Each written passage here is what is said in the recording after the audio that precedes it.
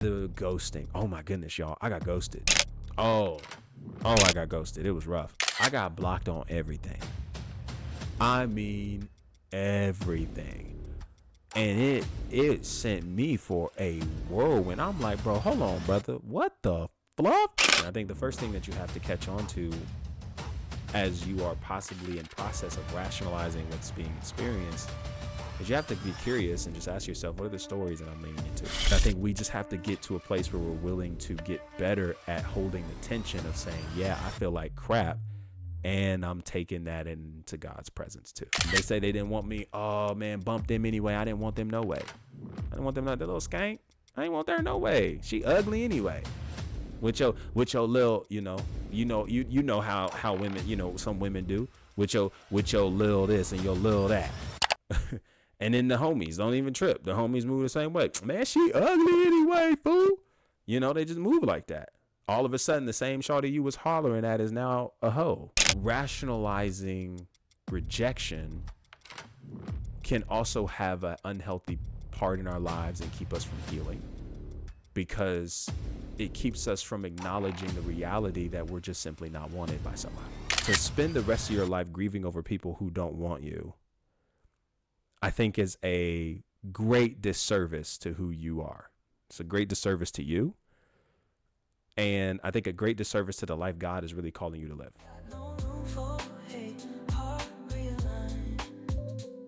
Yo, party people, what's happening? Welcome back to another episode of this podcast. I still don't got a name for it, but please be patient with me. I'm sure it'll come along.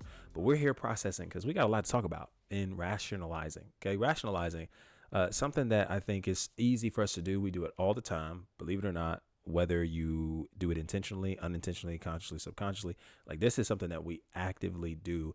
And it's oftentimes when we're in places of uncomfortability, we're in experiences where we have been emotionally damaged in some aspect, and the pain that lingers, we really don't want to engage in.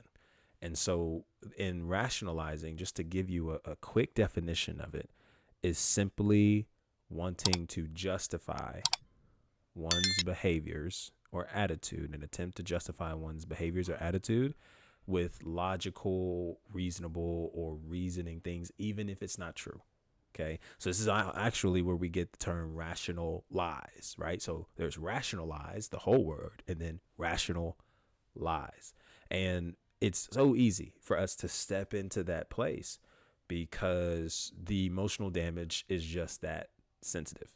It's just that massive, and it hurts just that much. I mean, think about it. When you've experienced your breakup, when you experienced the rejection, when you experienced being ghosted, I have my fair share of experiencing somewhat of all of that. Friendship breakups or rejections or being ghosted. And what's the first thing that you say? Well, if you're a believer, man, God must have not wanted that.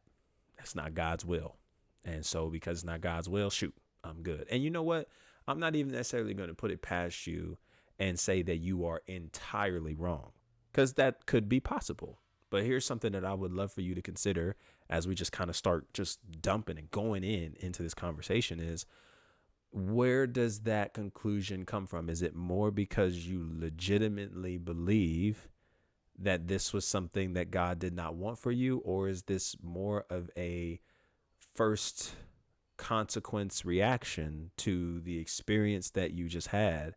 And because you feel your self-esteem taking a hit, your ego taking a hit, your pride taking a hit, it's just much easier to say this isn't in God's plan and keep it moving. And this goes into so many different directions, y'all. Like I have really had a lot of conversations with so many people from various different walks of life who, in the midst of something that is hurtful, something that is painful, something that feels dreadful, something that is extremely disappointing, and as we try to cope with those feelings, we easily turn to solutions that we try to create in our own mind to help us through it. And what I've learned, especially going through my own experience, is that doesn't always lead to healing, though. Like, I don't know if it really ever does, but I know for a fact that we cannot absolutely say that it leads to healing all the time. Because when we're talking about coping with feelings. We're essentially just trying to feel better about the situation, about the decision, about the outcome. We're trying to feel better, feel something different than just simply engaging with the outcome as it is. And we just kind of coddle that in any way possible. And I think for my example, before we even just start getting into some of the text and any type of conversations there, I can remember when, again, experiencing my rejection. Okay. I'll start with maybe the relationship pieces. Matter of fact, I'll start with the ghosting piece. Okay. I've talked about the rejection quite a bit, and it's not the only one, but it's a pretty prominent one. The ghosting. Oh my goodness, y'all. I got ghosted. I got ghosted. It was rough. So there was this one girl. This had to be back in what was this, 2019, 2018, something like that.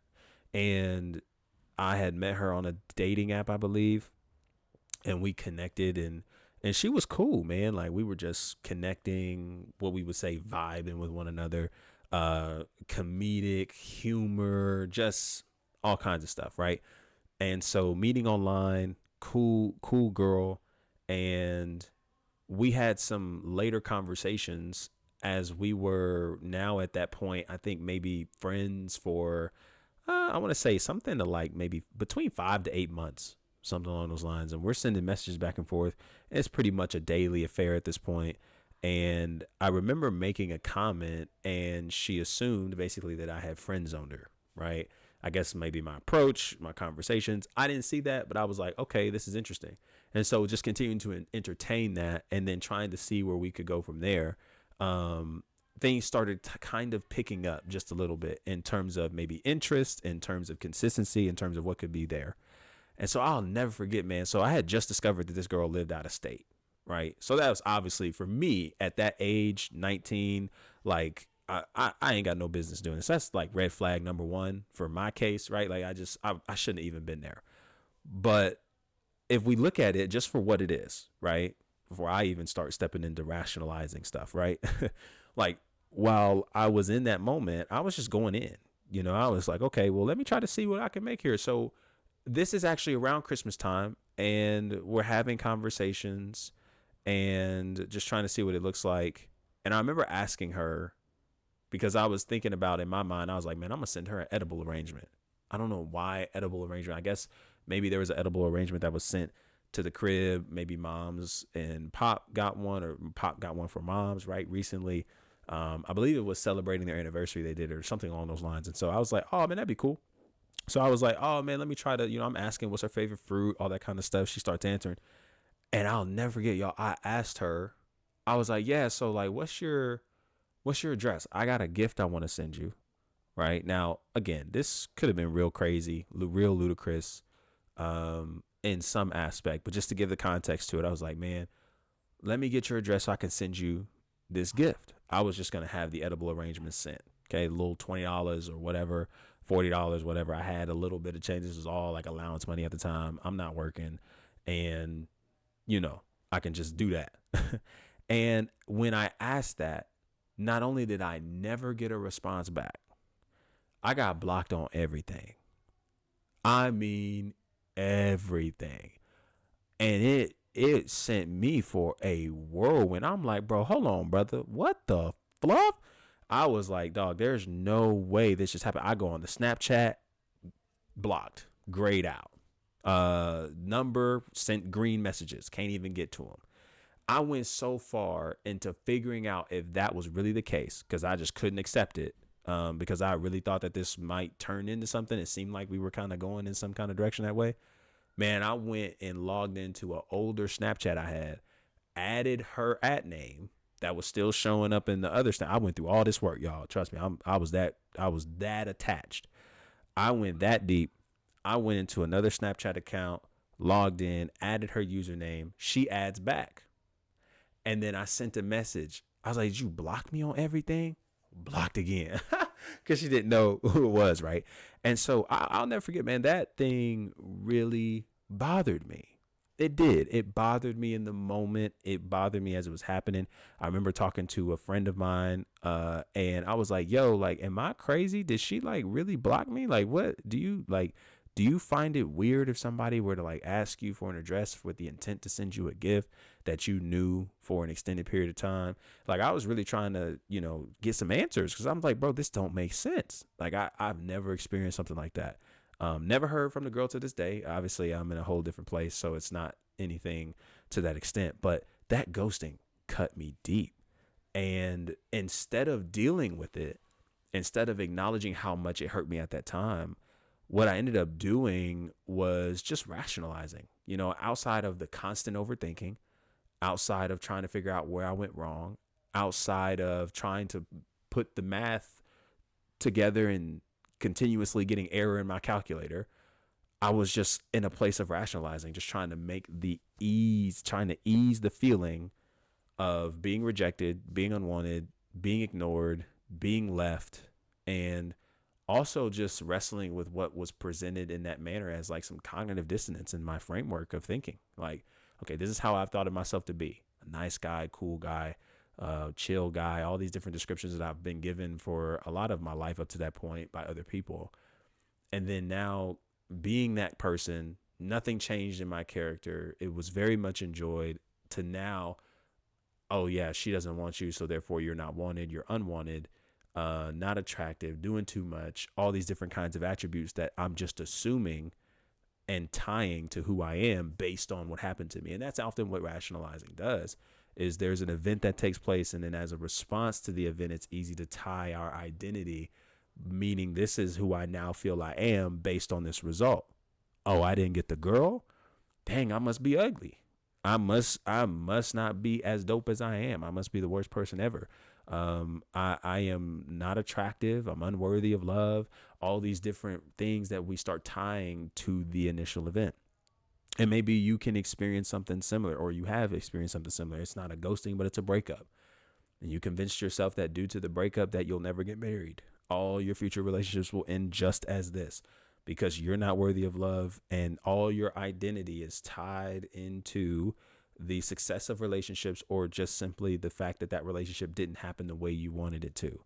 And so we kind of have that extreme pendulum, that's happening, where we jump to one side, where we then identify ourselves with the outcome in reality, or we completely avoid all that has to deal with the emotions, the mental loops, the chaos, the real dysregulation that can happen as a midst of it. And we just start telling ourselves all these different kind of stories as a means of dealing with it and overcoming it at a quicker place. Okay. And I know for me, with that ghosting, it was tough. With the rejection, it was tough. I mean, basketball was really tough. Even to the point, oh, y'all just don't even know what y'all doing.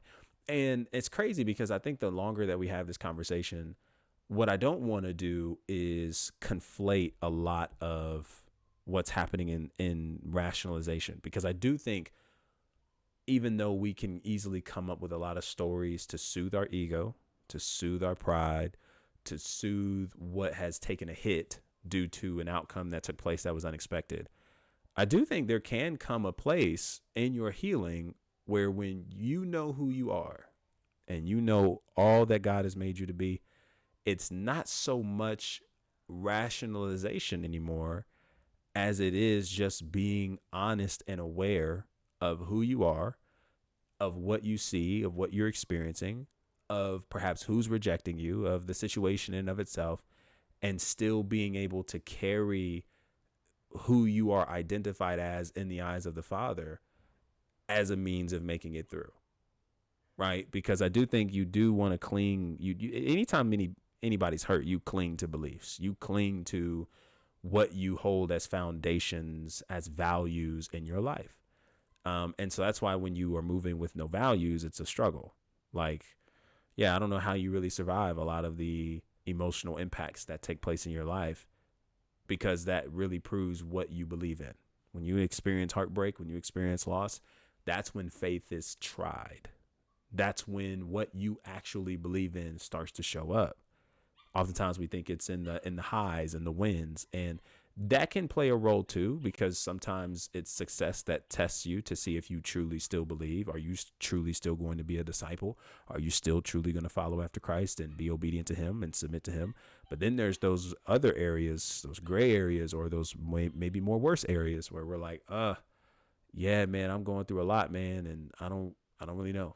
I don't really know what to think of it. I don't really know what to believe about it. And that's when faith has an opportunity to really, really have its way in your life. And that's when you're crushed, you're able to see what's in you because it starts to spill out of you. Much like when you squeeze an orange juice comes out.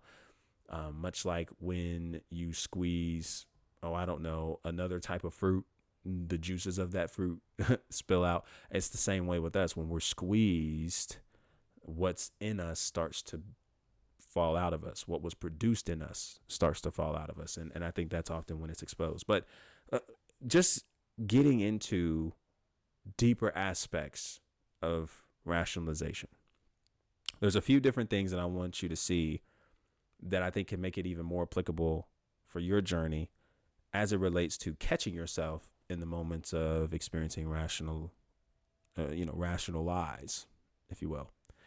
And I think one of the things that you have to be honest about and you have to catch is, okay, the stories that I'm cultivating as a result of this unfortunate outcome in my life. I lost a relationship. I lost a friend. I lost a friend because they no longer want to be around me. I lost a friend because we had a falling out. Lost a relationship, grieving that loss. Maybe it's not just with the friendships and the romantic partners. Maybe it's with the parents, right? Maybe it's with maybe coaches, mentors, people that we looked up to, people that we thought were going to be BFFs always and forever, and now it's no longer the case. Maybe it's not even just relationships, it's a job outcome, right? The jobs that aren't flowing in. I mean, the job market's crazy today, right? So it's like, dang, another job that I applied for, another job that didn't come through, right? And so it's easy to tell ourselves these stories that just play on a loop in our mind. And I think the first thing that you have to catch on to as you are possibly in process of rationalizing what's being experienced is you have to be curious and just ask yourself, what are the stories that I'm leaning into, right? What are the stories that I'm telling myself as it pertains to this experience that I'm having? And then I think the second part that you want to ask to that is, what do I believe the story I'm telling says about me? Because see, then we're able to differentiate the experience from the person. This is what happened to me, but this is who I am.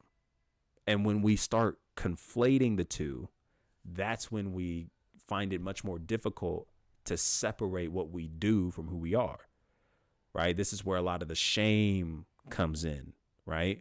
Where a lot of not just guilt, because guilt may say, I wish I didn't do that. Regret will tell you, I wish I didn't do something. I did an awful thing. Shame says I am awful, right? So there's a whole different dynamic happening there. But that's oftentimes when shame steps in. And that's kind of where we start taking a hit in the self-esteem because we believe that what took place is because of who we are, or that it means this is who we are. So you want to be mindful of that. What are the stories that you're telling yourself? What are the stories that you're writing in your brain as a response to what did or didn't happen for you? What did or didn't happen to you? Like, what are the stories you're telling yourself? And then what do I believe it's saying about me? Then we want to dive into, I think, just exploring, again, further and further more out of curiosity. Is this something that I'm leaning on that is giving me a different level of comfort and feeling? Right? Like, we know the type of gut punch, gut wrenching feeling we get when we hear news that we weren't expecting or that we don't like, right? Somebody sending you that breakup text out of left field, that divorce text out of left field. Somebody that all of a sudden seems like it just got beef with you. You ain't even know it, and you thought y'all was close friends, right? Like, it's just blindsiding. It's hurtful. It's dreadful. It's very painful, creating a lot of furious emotions in you. Like, those moments, as blindsiding as it can be, also curate different feelings as a response, because your brain, due to hearing and receiving such emotional responses, is like scattering. Oh my Lord, we've been hurt. We've been hurt. We heard something we didn't expect. We're seeing something we don't like. This outcome was the last that we were hoping for. So the heart gets to pounding, the anxiety gets to racing, the mind gets to running, and our body is literally responding to what it is that we heard that we were not wanting or looking forward to. So you start scrambling to try to grab onto anything to help you through. This is what we all do. I do it, you do it, we all do it. Realization in rationalization. Like, we just all do it. It's just what the human nature is about. It's what we do. And so what you have to be curious about is, okay, am I clinging to this as a means of feeling better? Or am I clinging to this because this is the truth? Now, here's what's interesting about believers is that we definitely think in a lot of ways, and I think there's enough biblical precedents that we could say that things that don't always pan out or work out can sometimes actually reflect the fact that it's just not God's will for us to be in what we wanted to, right? And I think a lot of times we can paint a lot of Christianese around that, though, because even though I do think that there are moments that that's true, I think what you want to be willing to ask is like, well, what's God's will, though? Like, have I actually taken the time to discern and be curious enough to dive into what God's will is? Like, because we kind of treat it so mystically, as if it's something that is so elongated, so deep, or so attuned to us, and it's a will that God has for my life that God doesn't have for anybody else's life. And I think we can end up conflating that, because in reality, when I look at the scriptures, the will of God for a believer is the same across the board. It's to love God and love people, right? Like that, really, I think at the basis of it, love God and love people. So when I think about God's will in its entirety for believers who are living on earth, who are kingdom citizens, I think what we actually have to do then is say, okay, if that's God's will for my life, then instead of trying to bring God's will into my life, I need to put my life where God's will is. And so I make a shift, I make a change. I step out of maybe the limiting box that I'm trying to bring God in, right? Because how I envision God doing things is a lot different than how God envisions doing things. And ultimately, when I hang on and cling on to what I envision God doing or how I envision him doing it, I can miss God, because sometimes God isn't moving that way. We're not on the same, rhythm and beat with that. And so I have to be willing to align myself more of where God is and what God is saying in order to discern if what I'm doing, where I am, who I'm connected to, does this even make sense for what God is leading me to, what God is cultivating in me? So without going too deep into that, in order to align my life in God's will, not only do I recognize that throughout the scriptures, Jesus, yes, the Holy Spirit, the scriptures from Genesis to Revelation, love God and love people. Then there's a calling aspect to it, right? So God's will, our purpose, what we're created for, loving God, loving people. And then how we activate that is the calling. This is the location in which God wants to continue to refine and continue to build up and nourish the purpose that's in us, reflecting his heart. And there are certain things, certain places, certain people God will lead us to, call us to, seasons that God will bring us to, in which that can be cultivated at a higher level, obviously doing kingdom work. So when I think about that, I just want you to be curious, like, okay, wait, I know it's easy for us to dive in and say, this just wasn't God's will. But does that really mean that that wasn't God's will? Or was it just more of us using that as a mechanism to protect our self-esteem? To just not feel what we need to feel, because truth is, I'm just disappointed and this sucks and I'm mad and I'm tearful and I really wish that this wasn't the outcome, because I think the more that we Christianese this type of stuff, it actually keeps us from healing. And it's not to say that we can't cling to scripture, we can't cling to God. It doesn't mean that none of that actually has any truth, because I think there is a space where it can. I just want you to grow curious enough to where you actually arrive there authentically, and not because I'm hurt and I need something in order to medicate. Because even though we can come to the conclusion and say it was God's will, that doesn't mean it doesn't hurt. It doesn't mean that it didn't suck. It doesn't mean that this is something that we didn't want. Jeremiah, if we read through the book of Jeremiah, Jeremiah was obedient to God every step of the way. He did everything God told him to do. And you know where that brother ended up? Imprisoned, thrown in pits, starving, which includes and speaks to me the fact that you can be obedient to God and still suffer, right? And so Jeremiah has a point where he's like, yo, I'm just done. I'm done preaching for you, man. I'm done doing all, because like, look at where it's gotten me. I thought being obedient meant good things would come. Matter of fact, can I give you some more context to that? I mean, throughout the scriptures, we see that in the Old Testament specifically, that a lot of blessings were tied to obedience in God. So, hey, if things were going good for you, that must mean you're obeying God. But when bad stuff starts happening, famines, sicknesses, all that kind of stuff, that's automatically directed to, oh, you're cursed. You're moving in disobedience, and there's something you're doing wrong. And Jeremiah's entire experience just flips all that on the dime. Obviously, way before that, obviously, we have some other stories and writings that lets us know. But when I'm speaking of Jeremiah, just flips it on the dime, because he's done everything God's told him to do, and yet he's being thrown in pits, starvation, arrested. He's being insulted, death threats from people in Judah because they don't want him around. And what the heck? And so I think what's helpful in referencing Jeremiah here is that Jeremiah isn't any less of a prophet of God, man of God in this space, for acknowledging that where he wasn't favorable, and it sucked and it hurt and it wasn't the move. And I can't believe this is happening. None of that is removed. He isn't less of a man of God because he acknowledges those things.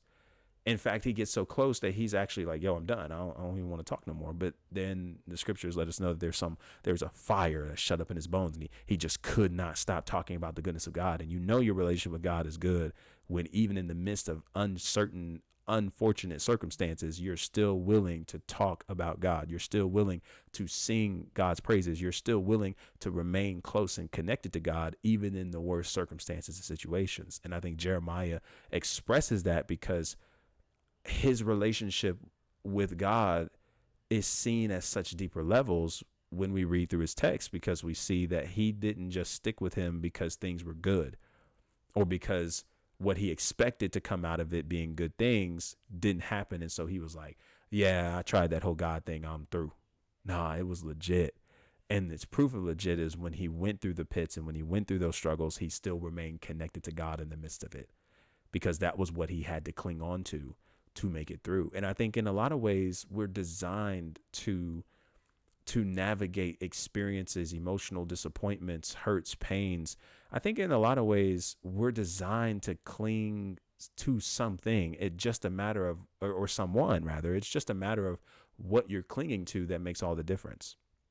Why you're clinging to it that makes all the difference. Because I think God also wants us to have a relationship with him that's from a place and posture of peace.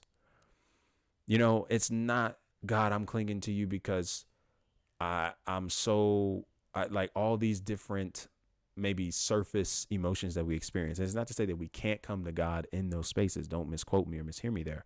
I mean, there's many times in my life where I had like, God is the only person that I can cling to get through this. This hurts. This sucks. Right? Like if I go anywhere, where else will I go? Right? Where else will I go? I mean, the disciples give this answer. Where else will we go if we were to leave you? Right? So I do believe that that is a very, very centric thing. I just want us to look at the tension, though, when we start talking about rationalizing, because sometimes we can rationalize so much that we make our entire relationship on God dependent on us feeling bad, dependent on us needing, you know, a boost of self-esteem, if you will, validation, and not simply because we're just willing to be with him for who he is. and journey this life in a way that is allowing him to do much more transformative work in us than we will ever do externally for him in the life that we live. And I think there's just a huge, I think not necessarily a gap, but I think there's just a different, deeper level when it comes to experiencing God, when we're able to say, despite what comes, despite what goes, despite what happens, despite the outcomes, I choose God. I'm choosing to stay near him despite it all. And I think over time that does get tested, right? And it's not able to be something that's said and it's not tested. But I think it speaks a lot to the legitimacy of the relationships we have, and taking our emotions to God, taking our disappointments to God, and allowing him to work through us in order to get those things out of us, and not just using him as a means to overcome the sour grapes and sour feelings we have about a certain outcome, right? Maybe a fill in the gaps type thing that maybe people might refer to, right? Like, nah, it's not even from that. I just know and believe that what God says is true, who God says he is true. And I can do both, acknowledging who God is and acknowledging where I am and how I feel. And because I'm acknowledging that this hurts, this sucks, this is dreadful, this is awful, that does not discredit my faith in God. That just allows me to be human and still experience God, because I still am able to take my tears to his feet. I'm still able to take my pains and disappointments in his presence. And I'm still able to come to him and say, Lord, I don't understand why. And even though I don't understand why, I'm choosing to remain in you. It takes a lot of faith to get there. And I don't even necessarily mean like it takes a lot of faith in the sense that you gotta go muster up some extra faith, go to some extra church services and read some extra chapters in order to get there. Like, no, I'm not going that route. What I mean by that is that you are expressing that you still have faith in God, even with the tears you cry, because of the simple fact that you're coming to God with your tears, even though you have no answers as to why there's tears or why it's happening or where it's going or where it's coming from. And I think we just have to get to a place where we're willing to get better at holding the tension of saying, yeah, I feel like crap, and I'm taking that into God's presence too. And so when it comes to rationalization, I know I got onto a whole rabbit trail, but there's a couple scriptures that I want to bring to your hearing that I think makes this a little bit more come to life from a biblical perspective, and just seeing the roots of rationalization and different spaces where it can come from, and then a landing space that we'll end with that helps us navigate it in a healthier way. And so when I look at Matthew chapter 22, this is a beautiful text. Okay. You might not necessarily see rationalization in its explicit text and in the explicit text, but I want you to look at the implicities of this. And I'm going to read the first few verses, actually through verse 14. This is the parable of the wedding dinner found in Matthew 22. So it says this: Jesus also told them other parables. He said, the kingdom of heaven can be illustrated by the story of a king who prepared a great wedding feast for his son. When the banquet was ready, he sent his servants to notify those who were invited, but they all refused to come. So he sent other servants to tell them, the feast has been prepared, the bulls and fattened cattle have been killed, and everything is ready. Come to the banquet. But the guests he had invited ignored them and went their own way, one to his farm, another to his business. Others seized his messengers and insulted them and killed them. The king was furious, and he sent out his army to destroy the murderers and burn their town. And he said to his servants, the wedding feast is ready, and the guests I invited aren't worthy of the honor. Now go out to the street corners and invite everyone you see. So the servants brought in everyone they could find, good and bad alike, and the banquet hall was filled with the guests. But when the king came in to meet the guests, he noticed a man who wasn't wearing the proper clothes for a wedding. Friend, he asked, how is it that you are here without wedding clothes? But the man had no reply. Then the king said to his aides, bind his hands and feet and throw him into the outer darkness, where there will be weeping and gnashing of teeth. For many are called, but few are chosen. The biggest thing that I want you to see in this implicit text here is that as Jesus, who is portraying himself to be the host, okay, the kingdom of heaven can be illustrated by the story of a king who prepared a great wedding feast for his son. So the king, being the father, presenting a wedding feast for his son, the son being Christ. Okay, that's kind of how it's pictured. And he has sent an invite, and these people have just ignored it and aren't coming. And the reason they aren't coming, business. I believe other versions in the Gospels tell us one gets married. He has other things he has to attend to. And so they just start dispersing, right? They don't even show up. And it's so interesting that in that moment, what I see is that God has made an invitation. God has called. This is why the ending of this chapter, or the ending of this section, says, for many are called, few are chosen. This is interesting because God makes an invitation. God is calling these people to come to this wedding feast. Come celebrate, come celebrate. And these people have rationalized themselves out of obeying God's call. And how do they rationalize? Oh, shoot, Lord, I got married. And so I don't know if this is the right or wrong decision, but I just got married. So I'm going to go kick it with my new hubby, my new wife. I guess in this context, it's wife, right? And another one is talking about his livestock.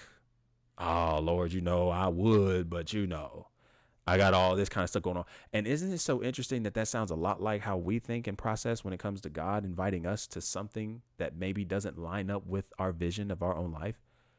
God invites us into that. I've told y'all many times, God invited me into following him in the calling of teaching and communicating the gospel. And I said, yeah, Lord, I hear you, but I got these fresh Kobe's, so I don't know what you talking about. No, not for that.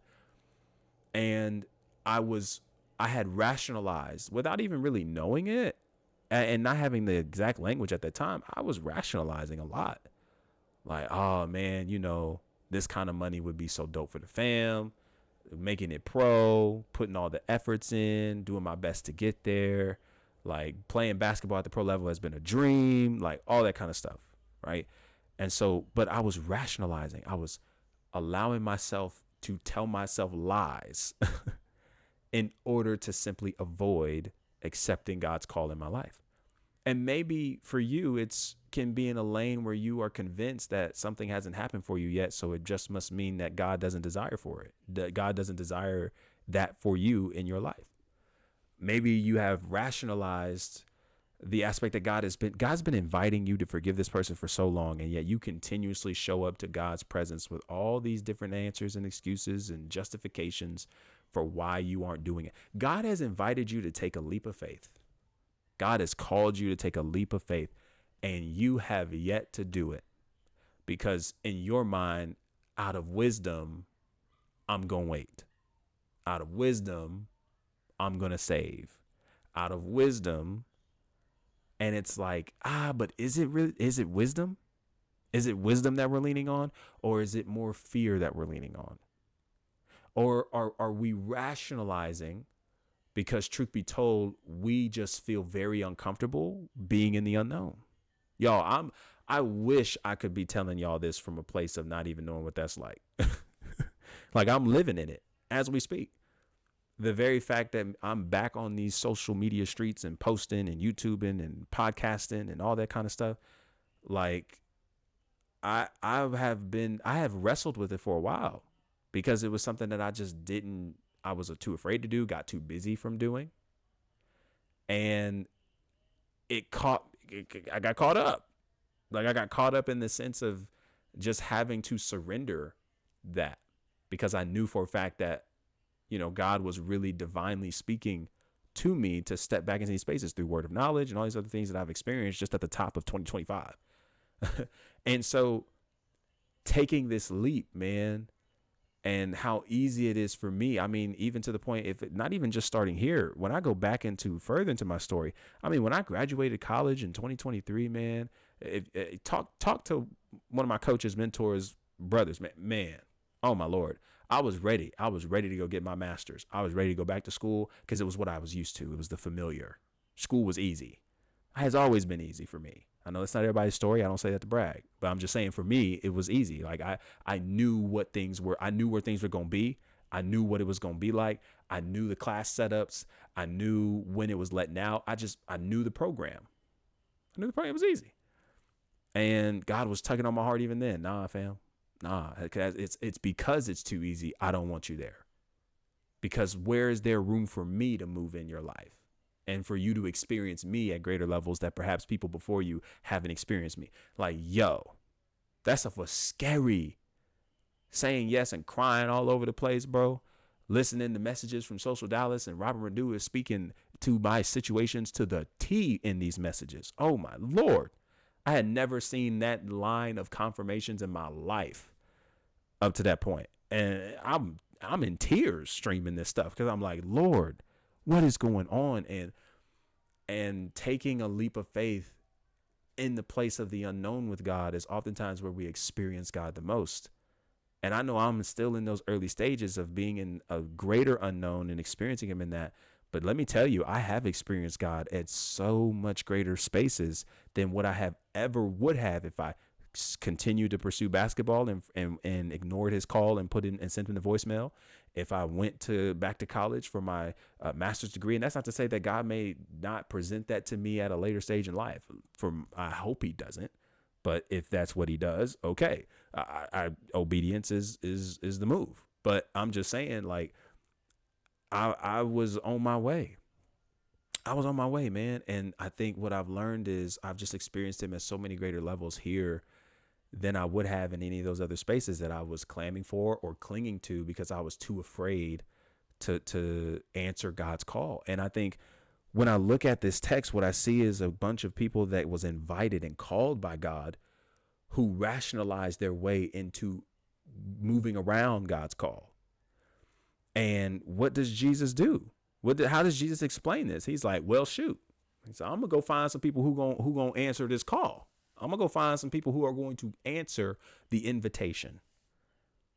And the invitation, obviously, in and of itself, is a picture of us being invited to the marriage supper of the Lamb, being invited to partake at the King's table with the King's Son, being able to now be clothed through the new garments, a life of righteousness, a life that was not even available to us in full without us coming to Christ. And of course, without him going to the cross and offering us this kingdom that he preached and the crucifixion that he just simply experienced and resurrected from 3 days later. Like it's a beautiful picture. And so I think one way rationalization can show up is when it comes to our relationship with God, when we're just ignoring his call on our life.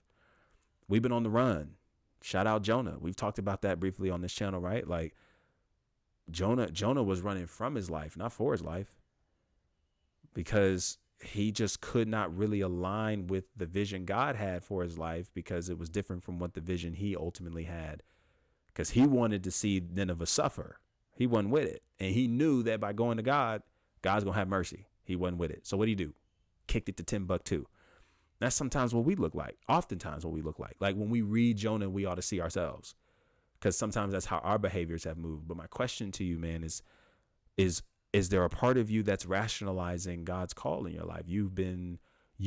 God's been speaking to you to give something up, to step deeper into something, to go where he's leading you to. And God has communicated to you perhaps through this video. God has communicated to you through other people. God has communicated to you through other things that you have encountered, and you've just continued to put him on silent. You've continued to send him the voicemail. And I think oftentimes what we do is we put ourselves in position where we rationalize our way away. We rationalize away from God's call in our life, and it's painful. It's never beneficial. And we end up running from our life, not for it. And I just think it's important that if we want to really overcome that, we just have to be honest. Lord, the reason why I'm afraid isn't because the reason why I haven't done it really isn't because of all the excuses or the justifications I've been bringing up, whether they're right or wrong. It's just because I'm afraid. I'm fearful that you're not going to show up. I'm fearful that this isn't going to go the way that I feel like you're leading me to step into. I'm fearful of what I'll go through. I'm fearful of the responsibility. I'm fearful of the accountability. That was me. Like I'm fearful of the weight of stepping into this and what it's going to bring out of me. I'm fearful. I'm fearful. I've spent a lot of my time trying to make quick money, because, me growing up in the space that I've been in, man, my parents have taken care of all of me, all of my siblings so well. And I never had to worry about money, never had to worry about those things. And so for me to be able to earn that for the first time in my life was really dope. And I had all these visions and plans. I'm going to save. I had the timeline together, y'all. I had it down packed. And God looked at me, laughed, and threw that out the window. And man, it was tough. It was tough. And I went through seasons where I had to die to those timetables because it just wasn't what God desired. And how crazy of me, I guess, looking back, to minimize God to earthly timestamps. It's wild. But I just think that's something that we really got to consider, right? That sometimes, for being honest, yes, absolutely, biblically, we can rationalize our way. We can rational lies. We can tell. We can move with lies within our rational thinking that what God is calling us to, he isn't calling us to. And we can convince ourselves that we need to be everywhere else but where he is. And we have to be honest about that. We have to be honest about the fears. We have to be honest about the struggles and the tension that we're holding in order to really see the value in what he's calling us to. And more importantly, his character, and looking more to who he is, and knowing that God would never, ever, ever, God would not lead us into something that he doesn't think we have the capacity to walk in. And the capacity that we have to walk in isn't really because of our all-knowingness or our smarts, our intelligence, our abilities. It's more so because he is bestowing upon us the capacity to be able to sustain. And it's up to us to lean closer to him that gives us the life to walk it out. But that's not all, right? Because we can easily rationalize our way out of obeying God's call in our life, right? Happens all the time. But then we can also use rationalization when it comes to experiencing rejection. And Mark 6 is a very interesting passage of text, because in this chapter we read of Jesus going to his hometown in Nazareth, and they don't receive him, right? And I'm just going to read the first few verses here, and I think hopefully we're going to catch some of this implication. Jesus left that part of the country and returned with his disciples to Nazareth, his hometown. The next Sabbath, he began teaching in the synagogue, and many who heard him were amazed. They asked, where did he get all this wisdom and the power to perform such miracles? Then they scoffed. He's just a carpenter, the son of Mary, and the brother of James, Joseph, Judas, and Simon. And his sisters live right here among us. They were deeply offended and refused to believe in him. Then Jesus told them, a prophet is honored everywhere except in his own hometown and among his relatives and his own family. And because of their unbelief, he couldn't do any miracles among them except to place his hands on a few sick people and heal them. And he was amazed at their unbelief. Now, of course, in scripture, this is actually recorded one of a few times Jesus is actually said to be amazed. He's amazed at belief and unbelief in both of these occurrences. He's amazed at the faith of a centurion soldier, I believe, and then he's amazed at the unbelief of people in his hometown. But regardless of that, what I think is so interesting in this text is that Jesus's response to the rejection is what sticks out the most to me. If you're like me, you've experienced rejection in multitude of ways, right? Romantically, friendship wise, there was a application that you filled out that you didn't get responded to. Maybe a team you tried out for that they told you they didn't want you. Any moment that you felt unwanted, right? And these go so deep. Neglect, childhood, being neglected of love, all these kinds of things, like rejection. It just sucks. It stings, right? Like the possibilities that show up when you experience rejection, because you've been told all your life in some way, shape, or form, maybe in a positive light, this is who you are, and then you get rejected. And then there's the immediate thoughts or feelings that surround what you were rejected by that try to inform you, well, you're not all who you thought you were, right? Like I've always thought I was loved and chosen, and yet I get across this rejection and I start believing maybe I'm not wanted, maybe I'm not loved, maybe I am unlovable, maybe I am unwanted, all these different kinds of emotions as a result of what experienced. And rejection is a sneaky tool, sneaky weapon, man, that we have to be really mindful of and not allow ourselves to fall into that pit and spiral to fall out of control with. But when it comes to Jesus's response, he doesn't do any of that. Like Jesus does not chase after these people, does not spend time trying to convince everybody in the city of who he is. He does not. Okay, first off, let me just correct you. I am the Son of God. I don't know who, like you need to get your facts straight. Like Jesus is not rolling up on people. Jesus is not spending time answering every comment and every bad email and every message and slide comment. He ain't gathering everybody together. No, Jesus just lets them think what they think. And that can be some of the hardest stuff when it comes to dealing with rejection, right? Because it stings so much that we're quick again to cling to something that's going to help us feel better, right? Oh my goodness, they said they didn't want me. Well, they don't know who they dropping. They don't know. They don't know who they mishandling, right?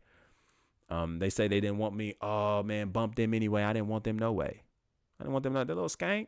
I didn't want her no way. She ugly anyway. With your little, you know how women, some women do with your little this and your little that.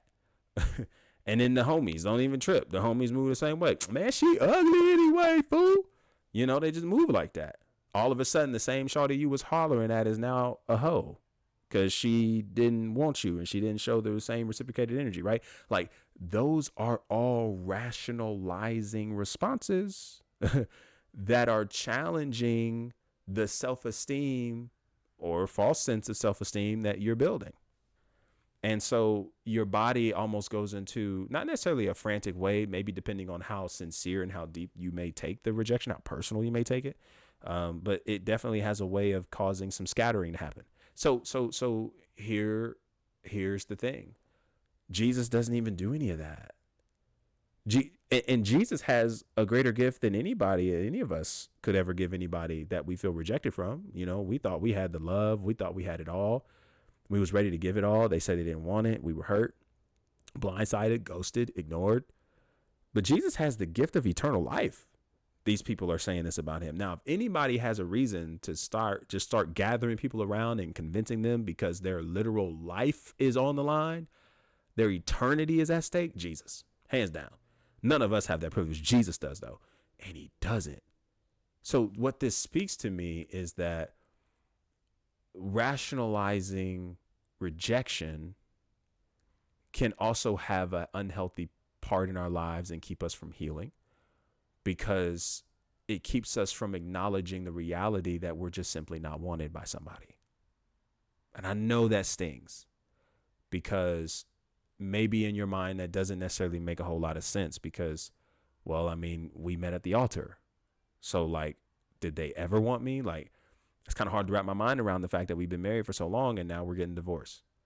It's really hard for me to wrap my mind around the idea that they don't want me when all the things that they said I was their person. They said that they loved me. They said they would always stay by me and they would never leave me. They said all these crazy things, right? Like they said they were interested. They said they cared. So how can I even wrap my mind around the fact that I'm just no longer wanted? What? I'm just supposed to be okay with that?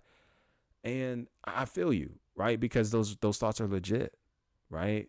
And as a result of maybe even being rejected, maybe it didn't even get to the place of a full-on relationship, but you start noticing those dynamic shifts in the conversation. They're no longer responding as fast, delayed text messages. All of a sudden you got ghosted. Right. And so like you're trying to put the pieces together and you're trying to figure it out. And in response to it, maybe rationalizing isn't so much being quick to protect your self-esteem as much as it is just trying to fill in the blanks. And you're trying so hard to figure out why. And it's been hard. So what you do is you say, well, maybe they've just been busy. Right. You justify their reactions in a more positive direction. Maybe they've just been busy. Maybe they just don't have the time. Maybe they'll try again tomorrow. Like, oh, it's OK. I know they can grow to that place. I know they can get to that place. I believe in them. I know they can. And what happens is we replay and rehearse that so much that we just don't acknowledge the fact that they're not present. They're not showing what maybe we want them to show. And even though we may have addressed it, may have had an ongoing direct conversation about it. There were conversations that were put in place where we were able to kind of get something going and nothing changed. Yeah. Yeah. And it sucks though, because in your mind, you did everything right. So only the right outcome should have came out of this. So the fact that it didn't, what the heck? And I just want to encourage you that just because you do all the right things doesn't always mean the right outcome is going to come about it. Much like what we talked about earlier, right? With Jeremiah, he did all the right things and yet was still hit with walls. But that doesn't necessarily mean that God isn't in the midst of it because you hit a wall or because it didn't turn out right. But I also want you to just get to the place where instead of rationalizing the rejection, you just are able to get to the place where you say, yo, yeah, this sucks. I was rejected. That stings. Wow. Gut punch. Heart drops in my stomach. Stomach's in my cheeks. Yeah, that sucks. That sucks. And being okay with just simply addressing that feeling and acknowledging it. But what's so beautiful about what Jesus does is even though his own hometown and city does reject him, here's the beautiful thing about what Jesus does. He keeps it moving. And what gives him the strength and capacity to overcome it is, well, what we essentially read at the beginning of all the Gospels. His validation and identification of the Father when he's baptized. Here is my beloved Son in whom I'm well pleased. He was identified and validated by the Father, and because he recognizes the riches of such, he's able to go into these places. And even though he's rejected, he doesn't find himself chasing. He doesn't find himself trying to catch on and trying to convince other people of who he is. He's just able to be who he is. And so I just think because it's who he was and who he is and who he was choosing to be, I think we have a choice in the rejections. Now, again, I don't necessarily want to play any contradictions because, again, like I said, all of us in some way, shape, or form rationalize. I do think there can be a healthy level to navigating rationalization where we hold the tension of acknowledging who God says we are and acknowledging that this hurts. It's not one or the other. And I think in this moment, maybe in order for us to get to a place where we're able to move on and live forward from people who look at us and say that we're not wanted by them, is clinging to how God sees us. And as a result, holding the tension of the fact that what just happened hurts and it doesn't feel good, but this isn't going to be our always. And this is actually a part of the healing process to allow us to live beyond and not continuously rehearse somebody who doesn't want us. And I got to be honest, man, somebody to spend the rest of your life grieving over people who don't want you, I think is a great disservice to who you are. It's a great disservice to you. And I think a great disservice to the life God is really calling you to live. Because truth be told, not everybody's going to be your cup of tea. Like this is the hard truth part that we have to come to realizing in order to remove from the perspective of rationalizing in the sense of trying to protect our self-esteem and always trying to get to a place of feeling better. Nah, man, truth is that everybody's not going to be your cup of tea. You know, like when you go to the gas station, when you go down the aisle in Walmart and you go get you some drinks, when you pass up all them drinks for your favorite, do you end up getting calls from those production companies of those drinks? Hey, man. Hey, I know you didn't see me, but I saw you. You passed up on that Hawaiian punch. You know who made that, right? Yeah, turn around and go get that, because we don't appreciate the fact that you just rejected our visual offer for you to pick up our new flavor in the Hawaiian punch. All because you want your Gatorade. You want your Gatorade. You know, like, nah, they don't. You don't ever hear a call from any of the production companies that have all these juices and drinks lined up that you passed up for your favorite, because they understand that not everybody's going to choose their product. And even though they know not everybody's going to choose their product, doesn't stop them from developing their product to the audiences that will choose them, because you may not like them, but somebody does. And I think that's just something that we have to really, really come to grips with. You're not going to be everybody's cup of tea. Not everybody's going to like you. And not everybody is obligated to give you an answer. Not everybody's obligated to support, to like, to love, to validate you. Not everybody is. Not everybody is. And this is why we cannot depend on those external things for our survival, because when the criticism hits, that's when we'll die and we will suffer greatly. And so I think even though those are some hard truths to receive, I think they are necessary because it's actually going to help us live greater moving forward instead of expecting other people to just cater to how we feel. That's a lot of what this generation is, man. We have idolized our emotions so much that we are now putting people in position to feel that they have to validate in everything that we do, everything that we are, in order to hold conversation, in order to say something that may be hard of hearing, that in order for them to actually just be around us, and they have to step on eggshells. Can't say that. I have to be super political and very, very aware and pristine in my words and verbiage and execution. I just have to, because if I say the wrong thing, I'm going to be blocked and I'm going to be pushed away and I'm going to do this and I'm going to do that. And that's just not it. It's unhealthy. It's unhealthy. And I think we have to come to the realization that we're just not going to be everybody's cup of tea. And that's okay. That does not mean that you're unwanted in its totality. It doesn't mean that you are unloved in its totality. It doesn't mean that no one cares about you in its totality. It just means that you were not wanted by that kind of person. And that is okay. We heal from that. We move forward from that. And we don't allow their decision to not want us to make us believe we're unwanted. Because they aren't the final decision maker and all that, because they didn't implement the value you carry. Your father is. And so when you lean into his validation, life changes and things get different. What's up? Not right now. I'm in the middle of recording. Maybe afterwards though. And so, man, I've spent a lot of time on these, man, and I guess I won't be able to get to them all, but I want to bring up one other scripture that I think can implement or implicitly expose the rationalization efforts that we may make. And this one actually comes from a place of pride, because sometimes we think, okay, all right, so we've heard you, protecting self-esteem, your feelings are hurt, and so you want to feel a little bit better, and so you just run to whatever you can cling to in order for you not to feel the realities of the outcome, in order for you to just feel better. Yep, that's true. All that's true. And there's a perspective where pride gets in the mix. And I think we get that from 2 Kings chapter 5. And 2 Kings chapter 5 is a very unique text because we talk about the king of Naaman, who is a king, and he's struck with leprosy. And he has to go see the prophet. At this point in time, the prophet is, I believe, we about to see, hold up, Elisha. Okay. So the prophet Elisha is who he sees.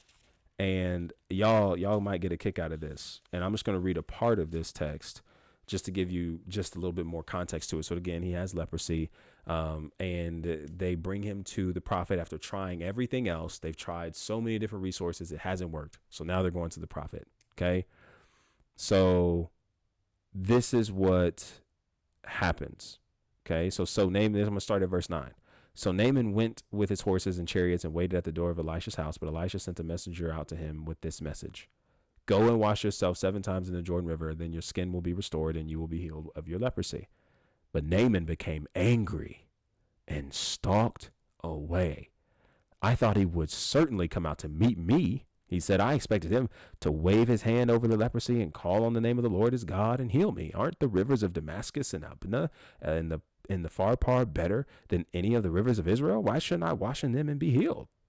So Naaman turned and went away in a rage. And of course, what we read later on is that he ultimately gets his act together with the right people around him who were able to tell him the truth and help him overlook his selfishness, pride, his ego, his offense. Hey, you offended, all this other stuff. What's more important? You being healed. And so he turns around, he gets his healing, he goes and obeys, and he's restored. Here's what I really want to get you to this just really quickly, is that our pride can easily set in when it comes to experiencing rationalization. And oftentimes we can rationalize to protect our ego, to protect this big dog energy we try to walk around with, our manhood, if you will, right? Like when we lose a job, maybe we aren't as strong in a season in our finances. A girl who we hollered at says she didn't want us. Right. So at our response, we start acting out in pride. We start acting as if we are really better than maybe what the situation presented itself with. And so our behaviors start becoming maybe more exuberant, very angry, very outlashing and outlandish. We begin to act very emotional. Yeah, we begin to act very emotional, and we allow our emotions to lead the way. And maybe it's not always in the act of you being outward with your emotions as much as it could be you just shutting down, shutting away, right? And your first response is to just simply ignore everybody. Maybe it's not necessarily how Naaman walked and Naaman did it, but there's different variations to it. And what I want to encourage you with is that what we have to be willing to lean into, all with this curiosity, all with this conversation, is simply not allowing the stories that we are assuming, or maybe the things that we are expecting, to be something that carries us into this world of, everything is centered on me. And I'm afraid of what other people will view me as because I wasn't able to do this, because it wasn't able to look like that. And I think rationalization has a way of doing that, and it convinces us and keeps us from our healing. Naaman almost missed his healing. The whole purpose of him encountering Elisha was for him to what? Get healed and restored from the leprosy. He almost missed it entirely because of his pride. And his pride is what led him to rationalize his way almost out of his healing. He walked away. I'm a king. You didn't come out to see me. How dare you? How dare you? You didn't wave your hand over me and should about a Honda or a Kia and put your hands on me and relieve all this. Nah, I don't want that. And then you're going to ask me to jump in the Jordan River. Who gonna jump in the Jordan? Have you lost your mind? And all of this pride, all of this ego that he's using to rationalize his way out of a healing almost caused him to miss it all. And that's oftentimes what we do. We're in the process of healing, and we understand that there's some things that we have to encounter. We have to be honest about. There's some processes that we have to go through that aren't pretty, that aren't all perked up, that doesn't match maybe the pretty stylish ways that we see social media presenting it. It doesn't look like so flashy and so recognizable. We have to go into some hidden places in order to really do some work, right? Got to get back into community. Got to get back into a place where we can connect with people healthily in order to actually get the healing we need. And our pride kicks in. Our nervous system is trying to communicate to us that we don't need it. And it's all fear because of previous experiences that we've happened. And the closer you get to it, right, the closer you're like, man, I really want to take that step. I know I need it. I know I need it. And the closer you get, the more your nervous system, because it's just not used to it, is trying to communicate to you that you need to back out and that you need to walk away.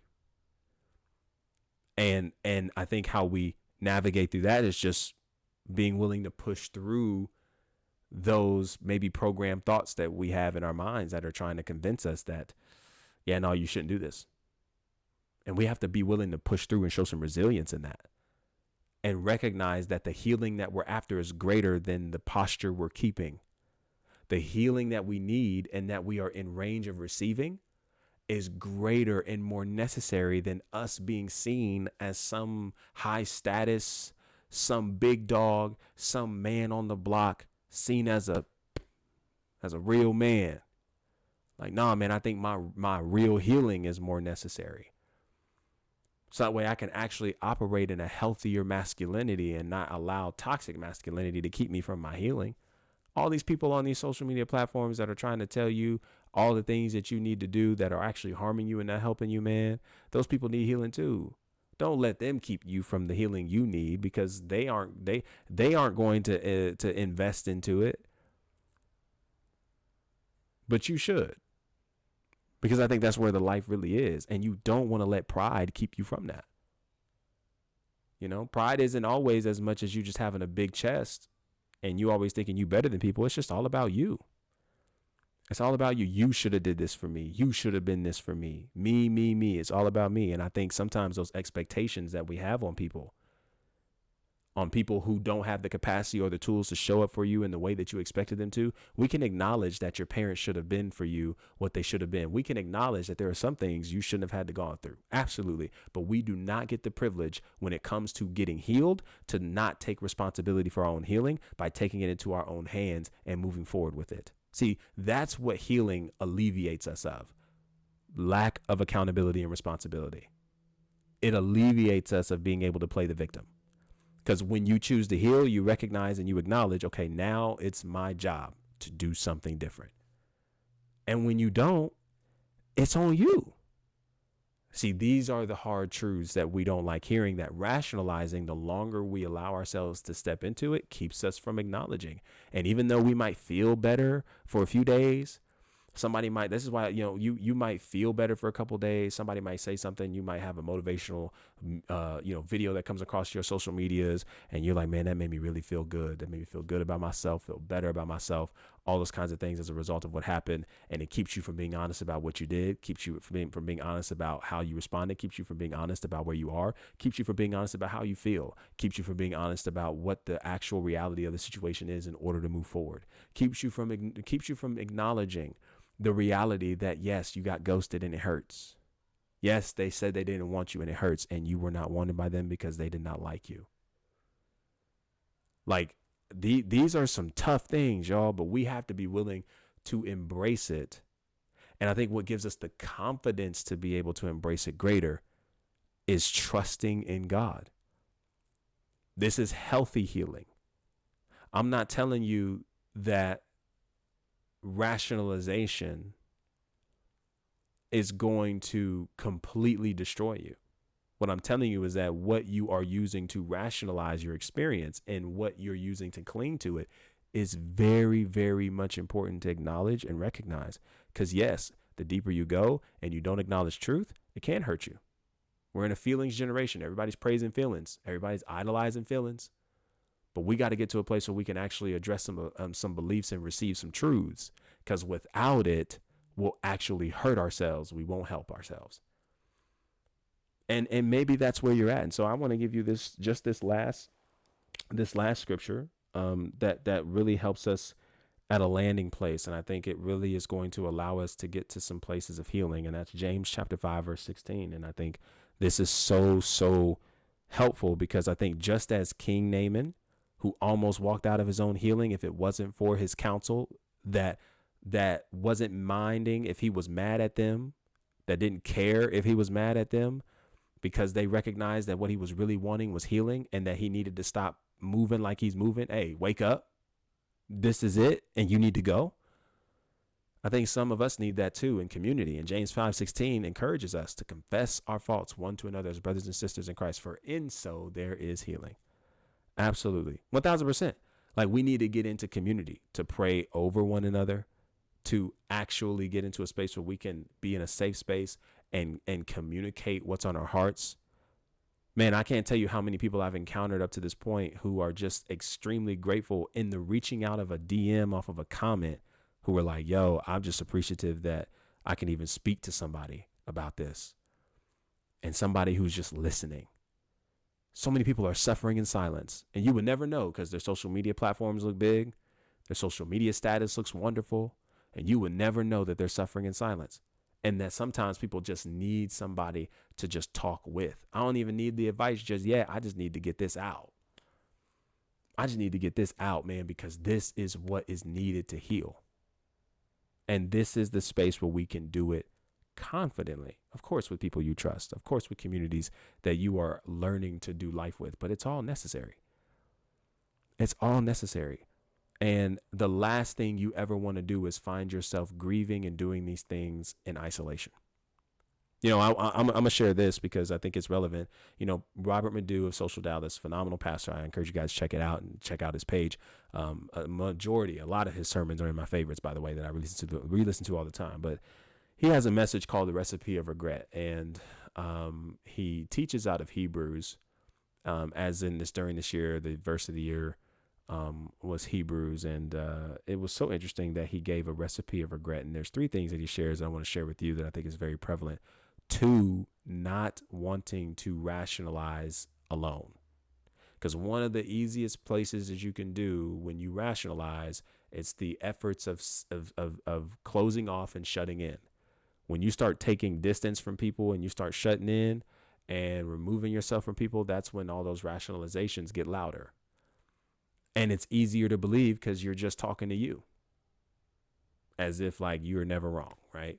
As if I'm never wrong. I know. But it's one of those things that are very easy. So how we do that and how we prevent ourselves from falling so deep into those rationalizations as a means of escaping what we feel, the reality of outcomes, and actually just addressing hard truths, we get into community, because the recipe for regret is when you make decisions out of isolation.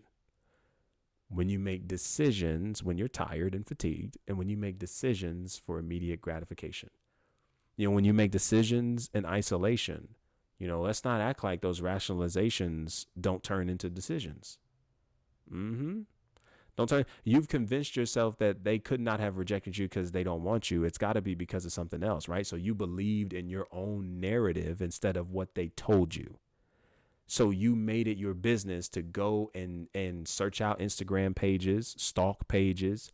You went and took it in your own hands to make a decision, to call your ex back, to text them back to see if anything changed. I'm going to text them. I'm just trying to see. Nah, you don't need to see. You don't need to see. Listen, I'm guilty, man. And it's not even to say that I regret the decision to go and make the call, because I feel like even in that I grew. Because I used to be a type of person that would just let stuff float in the air. But this time I didn't. I went back, I got clarity. And to be honest, y'all, I created a narrative that wasn't even reflective of what was legitimately said. I was still buying into the narratives that I thought was there the whole time, to be honest. And it kept me from being present. But it was that rationalizing that I think kept me from moving forward in a stronger way. It did. It kept me from moving forward in a stronger way. And I think what is so important is when you do that in isolation, those probabilities are even greater. Now, granted, I didn't do it in isolation. I had mentors and coaches that I went to about it. I just made the decision, right? I just made the decision to go, and I took it like a G. I went. End of story. But for some of us, we don't always have that access to that mentorship and that coaching and people who are actually looking after us in those ways. And sometimes it's because we're trying to make those decisions in isolation that we end up making decisions with regret. All because we were rationalizing. No, it can't be. Can't be she don't just want me. It's got to be something else to it. And you know what? There are times where that's the exception to the rule. It's just not the rule. I had to learn that. It's not the rule. Sometimes people just don't want you. But that does not mean you're unwanted. Doesn't mean you're unlovable. It just means that that's not the person that maybe you envisioned and you desired to be wanted by. And that's okay. But let's address that and not always cling to the feel-good motivational speeches and the emotions that we're experiencing. But then we have the second part, right, where we make decisions when we're tired. You rationalize your fatigue, you rationalize the decisions you make because you're tired. Yeah, I just went to pornography because, man, to be honest, bro, this is just what I do when I'm tired. I've had a long day. I deserve this. I deserve some relief. Oh my God, bro, I got blue balls. This is kind of crazy. I don't know what else to do, so I guess I need to release so that way I'm not carrying blue balls. Let's not act like you ain't said that, right? Oh, bro, trust me when I tell you, man, when I know I'm tired and I'm about to go do this, but trust me, when I get a girl, I ain't even gonna need pornography, bro. I'm gonna be straight. I got a girl. I'm good. That's rationalizing. Yeah, we're trying to justify that behavior, and it's not even an accurate thing. Because statistically, marriages are still being ruined at a high rate due to pornography. And what you do in your singleness will bound to be shown in your marriage. And so, yeah, I think we rationalize that. Maybe it's not even pornography for you. I know I've had that experience. Maybe it's not for you. Maybe it's drinking. Maybe it's legitimately racking up your body count and having sex. Maybe it's overworking, trying to find every way to earn a quick buck, right? Anything, You should start beginning to make those decisions because you're tired. You need some rest. You need some rest. And a lot of the rehearsing that you've been doing is what's been keeping you up and keeping you restless. So some of us just need to like make this video the declaration to let it go and accept it for what it is. Call a thing, call a spade, because our healing is on the other side of acknowledging and being in alignment with truth. Absolutely. And then I think the third thing that he mentions, right? Immediate gratification. Sometimes we make decisions based off of that and it leads to regret. Yeah, because we're not willing to wait, process. It's not something that we're really fond of in this culture. And I think healing moves the same way, right? Man, I'm tired of continuing to do these journal exercises, and I'm tired of continuing to address what I feel and acknowledging this and acknowledging that. What's the point? And so then you begin to throw in the towel and you try to rush through your healing. Well, the quicker I get to healing, the quicker I can get that girl I just saw at the store today. Well, the quicker I can get to the healing, the quicker I can actually get to this money. And we start using it as a means to an end instead of actually seeing healing as an opportunity to get ourselves back and just being in that process and being okay with however long it takes going at God's pace. Because I think when you do things out of immediate gratification, you know, your satisfaction doesn't really come from him. It comes from external validation. It comes from different resources that are speaking to maybe how we feel about ourselves and what we think about ourselves. And it's never really in alignment with what God sees. It's always in alignment of what we feel we don't see. And so we look to these things as a means to fill that up, and it's not worth it. And so I think as we end this conversation and we land the plane, talk to you guys, talk to your ears long enough, I just think rationalization, rationalize, they're real. And it's a very, very easy thing for all of us to fall into, regardless of the pain, the loss, the grief that we experience. And I think it's up to us and part of our healing journey to not be so quick to cling to things that make us feel better, because feelings fade. Feelings fade. And even though it hurts now, it's not always going to hurt. And I think true healing comes by us being willing to walk through the valley, not run, walk, and actually be willing to just embrace the pain that comes with it. And it's easier said than done, especially if it's something that you're not used to. It definitely takes a minute, right? Because especially when you're used to dissociating your body and your emotions, it's extremely easy to ignore it. It's extremely easy to overlook it. And even throw in the towel earlier than you need to because, man, this stuff ain't working. Well, that's just your body trying to tell you that you need to go back to what's familiar. And oftentimes when you're outside of the familiar into unfamiliarity, your body is dysregulated and is often trying to actually calm and land itself, ground itself. And so there's a process in that where you're in a tug and pull. So one day you're feeling good, the other day you're not. One day it's up, the other day it's down. That's the fluctuating process. And I think in one aspect, again, we could look at that and say healing is linear. But what if we also said it's not, healing isn't linear in the sense that you're supposed to be healing forever, though. There is a finality to this, y'all. There is a finality to this. There are things that we can heal from that do carry a finality. They do. I haven't always been on crutches when I had my surgery on my left leg. I don't have them now, and I didn't have them forever. It was for a season because I couldn't walk, but then it healed. Therapy, all those kinds of things. And I wasn't always on crutches. I wasn't always in a disabled manner. And I just think when we really, really lean into the God we serve, finality is always available. It takes a process, takes time. I'm not trying to rush it because I don't think it deserves rushing, but we serve a God who's about finality. And in a lot of ways, right? Some things take longer than others. Some people take longer to heal than others. Some processes are longer than others. We're present in that. And we continue to go at God's pace. You're not racing against nobody else. You're not in nobody else's lane. We're right where God wants us to be. So be present in that. But I just want to encourage you that there are some things that we don't always have to remain healing from. Some things, not all things. Right? But some things. And I think it's up to us to be willing to acknowledge the truth. Some of us, we might need to walk away from this video and be like, yo, I've been wallowing too long. I've been playing the victim too long. I got to be honest, man. I've been mad at this person for rejecting me and breaking up with me, but I just got to be honest. Like, they just didn't want me. I know I've tried to create every story in the world, but they just didn't want me. And I just have to accept that. I have to possibly accept the role that I played in why I wasn't wanted. Because sometimes rejection isn't just because they didn't want you. Sometimes rejection is because you actually did something that enforced it. And we just got to be honest about it.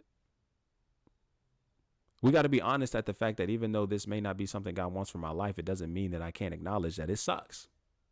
And I'm not mad. All these people, I'm blessed and highly favored, pick up the phone. Every time you hear them talk, they always talking about how blessed they are. Like, they ain't never hurting. They ain't never disappointed. They ain't never in pain. They ain't never crying. Come on, man. That's not real. It's just not real. It's not real. And hopefully what you've seen throughout the text that we just brought up, that we have ample of evidence, and just a little bit that was shown in this conversation today, that's not real. What is real, though, is being able to hold the tension and being able to see that even in the midst of that heartbreak and that pain, God is still present.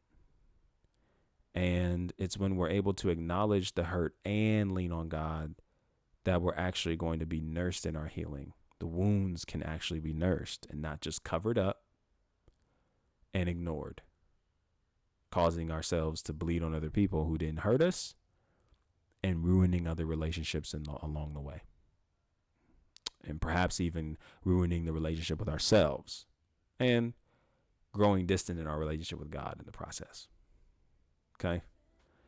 So I hope you guys enjoyed this conversation so much. I hope you got a lot out of this. Please comment down below what your thoughts are. What are some takeaways you got from this video? How have you possibly noticed the ease of rationalizing in your own life? And I pray that this is something that's beneficial for you and something that you can come back to in moments when you may be experiencing it and want to know how you can navigate it in a healthy way. It's your boy, Coach Sean, live and in full effect. And yeah, until next time, be easy and be breezy, my friends. Peace.